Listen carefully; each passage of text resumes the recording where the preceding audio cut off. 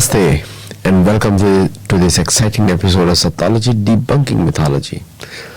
आज हम लोग थोड़ा वेदों के बारे में बात करेंगे और जानेंगे कि क्या वेदों में कैसे वेद लिखे गए, किसने लिखे और कौन उसके ऋषि है।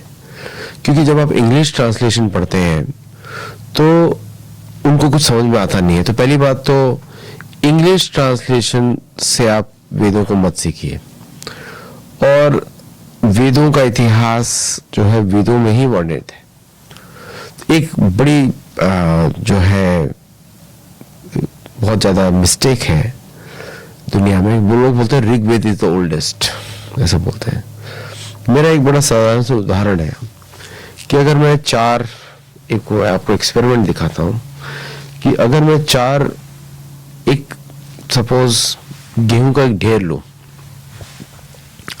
और उसको मैं 4 भाग में डिवाइड करूं, 4 भागों में, 1 2 3 4, तो आप कौन सा बोलेंगे कि पहला पहले आया कि दूसरा पहले आया कि तीसरा आया कि 4 आया? मैं चारों को एक साथ ही डिवाइड कर रहा हूं, क्या बोलेंगे आप? जैसे आपने पहले को अलग किया तो दोनों ही बराबर एज के हो गए, तो अलग से आपने किया है, लेकिन जैसे आपने एक को साइड में किया तो दूसरा भी उसी एज का हो गया ना, वो तो अपने आप बन गया। फिर दूसरे में से एक और भाग किया तो वो तीनों एक साथ हो गए, चौथे में से किया चारों एक साथ हो गए। तो ये वेद ऐसे लिखे गए। अभी व्यास देव ने लिखे, पराशर के पुत्र, और उनको नारायण का ही अवतार माना जाता है शास्त्रों में, और उनको नारायण स्वरूप भी माना जाता है क्योंकि काम बहुत बड़ा है। अभी तक ये 28वां द्वापर युग चल रहा है जहां पे डिवीजन किया गया। ऐसा नहीं कि उसके पहले थे नहीं, क्योंकि त्रेता युग में भगवान राम का पुत्रेष्टि यज्ञ जो हुआ था दशरथ महाराज का, जिसमें भगवान राम आए, पुत्रेष्टि यज्ञ में जब भगवान राम आए तो वो यज्ञ अथर्ववेद के मंत्रों के साथ हुआ था। तो हर वेद का एक पर्पज है, कौन सा वेद का क्या पर्पज है वो मैं आपको बताता हूं। जैसे कि ऐसा बोला जाता है कि शुरू में सिर्फ यजुर्वेद ही था, ऋग्वेद नहीं लिखा है, यजुर्वेद लिखा हुआ है। शुरू में सिर्फ यजुर्वेद था। यजुर्वेद का अर्थ होता है कि पृथ्वी पे जब मनुष्यों को भेजा तो यज्ञ कार्य कैसे किए जाए, है ना, पृथ्वी पे यज्ञ कार्य कैसे किए जाए ताकि लोगों को मुक्ति मिले, ये पर्पस है। तो लोग जो ये ऋग्वेद वाली बात की गई है ना, Rigveda is a first archaeological evidence वाले तो ऐसे ढूंढते रहते हैं कि लेंस लेके निकल गए, गड्ढा खोदा, कुछ निकला और उसको कार्बन डेटिंग कर दिया तो ये ओल्डेस्ट हो गया। ऐसे तो नहीं बात होती है। पेपर तो पेपर है, कितनी बार लिखा गया होगा, एक बार तो नहीं लिखा गया होगा। पेपर तो खत्म हो जाएगा, या पत्ते पर भी लिखेंगे तो खत्म हो जाएगा, है ना। तो ये जो आर्कियोलॉजिकल एविडेंस बेस्ड डेटिंग है, दैट इज रॉन्ग। हमको जाना पड़ेगा। अब जैसे मैं आपसे, अगर किसी ने पूछा अल्फाबेट्स के बारे में, क ख ग घ वर्णमाला, तो जो बच्चा आज बोल रहा है और कल जो बोला गया था, उसके पहले जो बोला गया था, क्या आप ये बोल सकते हैं कि ये वर्णमाला कब किसने शुरू करी, या वर्णमाला सही है तो आपने किसी पेपर पे लिखा क ख ग घ फिर उसको दबा दिया, फिर उसमें कार्बन डेटिंग करी, तो ये तो नहीं पता लगता कि कब अक्षर बोला गया। ऐसा तो नहीं है कि वर्णमाला जो अगर आज लिखी है 3000 साल पहले, उसके पहले कोई बोलता नहीं था या लिखता नहीं था, लिखते थे। ओके, अथर्ववेद के मंत्र शुरू में भी लिखे जाते थे। व्यास देव ने उस एक वेद को, ऐसा नहीं सब कुछ श्रुति था, उस समय भी लोग कुछ भूलते होंगे, है ना, पढ़ाई लिखाई होती होगी, लोग पढ़ते होंगे, लिखते होंगे, तभी तो लिखा गया, सब कुछ मेमोरी में नहीं था। तो त्रेता युग में, द्वापर युग में भी कई बार लिखे गए हैं ये शास्त्र, लेकिन द्वापर युग में आगे अथॉरिटेटिव तरीके से वेद व्यास ने इन एक यजुर्वेद को 4 भागों में डिवाइड किया। अब आप थोड़ा लॉजिकल और रीजनिंग भी लगाइए इसके अंदर, क्योंकि ये जो दुष्प्रचार चलता है इंग्लिश ट्रांसलेशंस वाला, आप इंग्लिश में वेदों को समझ ही नहीं सकते, पहली बात। क्योंकि आप हर जगह इंग्लिश भाषा के माध्यम से आप दूसरे की मानसिकता ले लेते हैं। अगर मैं इंग्लिश बोलूंगा तो मुझे इंग्लिश वाले एग्जाम्पल्स यूज करने पड़ेंगे। तो भाषा के माध्यम से रिलीजन का स्प्रेड होता है, क्रिश्चियनिज्म, जो भी इस तरह का रिलीजन चलाते हैं लोग। ठीक है, अब चलिए टॉपिक पे आते हैं। यजुर्वेद के 4 भाग किए और उसमें चातुर्होत्र की प्रवृत्ति करी और चातुर्होत्र विधि से यज्ञ अनुष्ठान की व्यवस्था की। तो यजु से अध्वर्यु, ऋक् से होता के, साम से उद्गाता के और अथर्ववेद से ब्रह्मा के कर्मों की रचना करी। ओके, तो ये तो ऋक् और यजु श्रुतियों से और ऋग्वेद और यजुर्वेद की साम श्रुतियों से सामवेद की रचना करी। सबका पर्पज है यजु से अध्वर्यु के, अध्वर्यु मतलब सभी लोगों के यज्ञ, कौन किसको ओन करता है, who owns what in the world.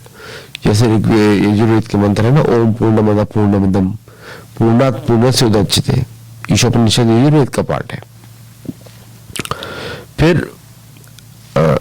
फिर उसके बाद ऋक् से होता के, मतलब कि जो ऋग्वेद से जो भी कर्म है जो मनुष्यों को करने चाहिए, जो देवताओं के लिए किए जाते हैं, उनकी रचना करी। साम से उद्गाता के, तो इन सभी के कर्मों की रचना करी है। अथर्ववेद से ब्रह्मा के, और ऋग और यजुर्वेद की ये साम श्रुतियां हैं जो इक्वानिमस, उनसे सामवेद की रचना हुई। कृष्ण बोलते हैं Samaveda is this favourite. Atharvaveda से भगवान ने समस्त राजकर्म और ब्रह्मत्व की व्यवस्था की और वेद रूपी वृक्षों का एक वन उत्पन्न कर दिया, मतलब वन मतलब फॉरेस्ट कर दिया। और फिर उसके बाद उन्होंने जैसे पैल को ऋग्वेद पढ़ाया, वैशंपायन को यजुर्वेद पढ़ाया, जैमिनी को सामवेद पढ़ाया और एक सुमंतु को अथर्ववेद का ज्ञाता हुआ। ठीक है, फिर उसके बाद उनके प्रिय शिष्य रोमहर्षण को इतिहास और पुराण के विद्यार्थी के रूप में किया। इस तरह फिर बाकी उनके स्कूल्स ऑफ थॉट्स बने। आप लोग कभी जब हम लोग डिबंकिंग मिथोलॉजी कोर्स ज्वाइन करेंगे तो वहां पे मैं डिटेल में बताता हूँ ये सब चीजें। बट पॉइंट इज कि ये सारे वेदों की रचना करी गई द्वापर युग के अंत के समय में। तो इसका मतलब ये नहीं हुआ, ये लिखित रूप में रखे गए कि इनकी रचना अब हुई है। डिवीजन किया, सिर्फ डिवाइड किया ताकि और इसको बढ़ाया जाए, और बढ़ाया जाए मतलब from all the previous knowledge, पहले की जो ज्ञान है उससे बढ़ाया जाए ताकि लोगों को समझ में आए। रोमहर्षण सूत जो है, जो व्यासदेव के शिष्य हैं, उनको बहुत ही बुद्धिमान माना गया है। तो ये फिक्शन राइटिंग तो करेंगे नहीं, इतिहास की रचना के लिए रखा गया उनको। तो उन्होंने सारे इतिहासों के माध्यम से वेदों को पढ़ाया, क्योंकि वो 5वें शिष्य हैं, छठे एक्चुअली, 5वें सुखदेव गोस्वामी है। तो 4 पहला सुमंतु जैमिनी और पहला सुमंतु जैमिनी और वैशंपायन, और उसके बाद जो है छठे रोमहर्षण सूत, और रोमहर्षण सूत के बाद उनके जो है डिसाइपल्स वो हुए सूत गोस्वामी, सुखदेव गोस्वामी। फिर ऋग्वेद के 2 भाग किए, उन्होंने इंद्र प्रमिति को और बाष्कल को बताया, और फिर बाष्कल ने उसके बाद उन्होंने और एक्सपेंड किया। फिर उसके बाद उन्होंने वैशंपायन ने यजुर्वेद की 27 शाखाओं की रचना करी और शिष्यों ने उसे ग्रहण किया। और फिर उसके बाद उन्होंने, तो इस तरह ये सीरीज आगे बढ़ी है। मेरा ये, जब आप वेस्टर्न कमेंट्रीज पढ़ेंगे, इंग्लिश के ट्रांसलेशन पढ़ेंगे, ये सब आपको समझ में नहीं आएगा, क्योंकि वो आपको किसी भी टॉपिक को समझने के लिए उस टॉपिक से लगाव तो होना चाहिए। अगर उस टॉपिक से लगाव नहीं होगा तो कैसे सीखेंगे आप? तो इसीलिए, और ये जितने भी वेस्टर्न ट्रांसलेटर्स हैं उनको कोई लगाव तो नहीं इस टॉपिक से। वो तो इन टॉपिक्स में क्रिश्चियनिटी को घुसेड़ना चाहते हैं, क्रिश्चियनिज्म को या इस्लाम को घुसेड़ना चाहते हैं। कोई भी वैदिक जो ग्रंथ है ये सुर के लिए है, असुर के लिए नहीं है। तो ना इसका आप कंपैरिजन कुरान से कर सकते हैं, ना इसका कंपैरिजन बाइबल से कर सकते हैं, ना कोई और तोरा से कर सकते हैं। वो असुर शास्त्र है, उसके इससे कोई संबंध नहीं है। ऐसा जो लोग इंटरफेथ के चक्कर में समानता ढूंढते हैं वो मूर्ख व्यक्ति हैं, क्योंकि इनका कोई भी समानता नहीं है। हो सकता है उन्होंने कुछ कॉपी किया हो, लेकिन हम तो ओरिजिनल पढ़ेंगे ना। हम लोग अगर आप सपोज आप भारत में महिंद्रा बनती है ना, आप उसके अंदर टोयोटा का पार्ट तो लगाएंगे नहीं, चलेगी नहीं ठीक से। उसके लिए महिंद्रा का ही पार्ट चाहिए, तभी आपको समझ में आएगा। और भारत के लिए तो मैं एग्जाम्पल लिया है बस। मेरे पास ना महिंद्रा है, टोयोटा है मेरे पास, कहीं महिंद्रा नहीं है। तो एग्जाम्पल के थ्रू बता रहा हूं मैं कि आप भारत की कार में फॉरेन के पार्ट्स तो लगाएंगे नहीं, चलेगी नहीं कार।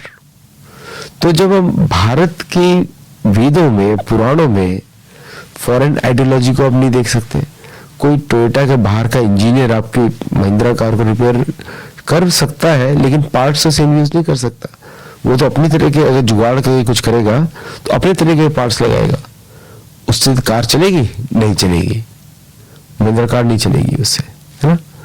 इसी तरह से एग्जाम्पल क्रूड है। एग्जाम्पल का अर्थ होता है कि जितना स्ट्रेच करेंगे उतना खराब होगा।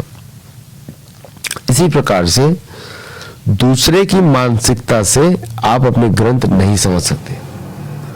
और ये भारतीय सरकार को बैन लगाना चाहिए कि कोई वेदों पे क्रिश्चियन आदमी इस पे कमेंट्री करे या उस पर लिखे या उसको पढ़ाए, या मुसलमान भी पढ़ाए।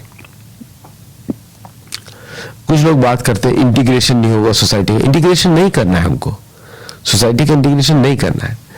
जो वेदों की शाखा है, जो हिंदू हैं, जो धर्म का पालन कर रहे हैं, धर्म का अर्थ होता है वेदों का पालन करना। अगर वेदों के अनुसार जीवन रह रहा है, उसका कोई मिक्स हो ही नहीं सकता दूसरे समाज से, पॉसिबल नहीं है। वो गुरु बन सकता है असुरों का, सिखा सकता है उनको, सुर बना सकता है, लेकिन इंटीग्रेशन नहीं हो सकता, है ना। जैसे कि अगर हम क्या दूध और पानी मिक्स करें तो उससे पानी का भी वैल्यू कम होता है, दूध का भी कम वैल्यू होता है। अगर दूध प्योर होगा, दूध में पानी होता है, लेकिन दूध जितना प्योर होगा उतना आपको पौष्टिकता प्रदान करेगा, और पानी जितना प्योर होगा वो भी आपको पौष्टिक प्रदान करेगा। लेकिन दोनों को हम मिक्स नहीं कर सकते, उसको मिक्स करने में मिश्रण हो जाता है। एक क्रूड एग्जाम्पल है, नॉट एवरीवेयर इट वर्क्स। अच्छा, लोग पूछते हैं कि शायद उत्तर पूर्व के लोग हर जगह वेदों का अध्ययन होता था। ये इस्लामिज्म, ये जो जितने भी नरकीय मत हैं, उसके पहले हर जगह सनातन धर्म था, लोग खुश थे। इनके आने के बाद पूरी दुनिया में हाहाकार हो गया, क्योंकि असुर बर्बाद करते हैं हर चीज, वो कुछ बनाते नहीं है, वो डिस्ट्रक्शन में रहते हैं 24 घंटा। तो अभी ऐसा समय चल रहा है कि हम सभी को बड़ी जागृति से इसका अपने विचारधारा का डिफेंस करना पड़ेगा, और किसी भी तरह मिसयूज नहीं होने देना पड़ेगा। इसके लिए एक बॉडीज होनी चाहिए भारत में जो दुनिया भर में मिसयूज को मॉनिटर करे, वेदों पुराणों के मिसयूज को मॉनिटर करे, गलत कमेंट्रीज जो लिखी है उसको मॉनिटर करे। जो मैंने आपसे पढ़ा अभी वो मैंने विष्णु पुराण से पढ़ा, और बिलीव मी मेरे पास सारे ऋग्वेद, सारे चारों वेद आ चुके हैं, और मैं समझने की कोशिश कर रहा हूं, क्योंकि उनको समझना बहुत मुश्किल का कार्य है। और कभी कभी जब तक आप उसके टॉपिक में नहीं घुसेंगे, मित्र वरुण के या अग्नि के मतलब अग्नि के या इंद्र की लीलाओं के, तब तो समझ नहीं आएगा। But same stories, same details are in Purana as well as Mahabharata. लोग बोलते हैं वर्जन चेंज होता है, वर्जन का चेंज का मैंने तो अभी तक देखा नहीं है। तो चलिए जुड़े रहिए हमारे साथ, लाइक करिए, शेयर करिए और लोगों को बताइए। नमस्ते, जय जगन्नाथ।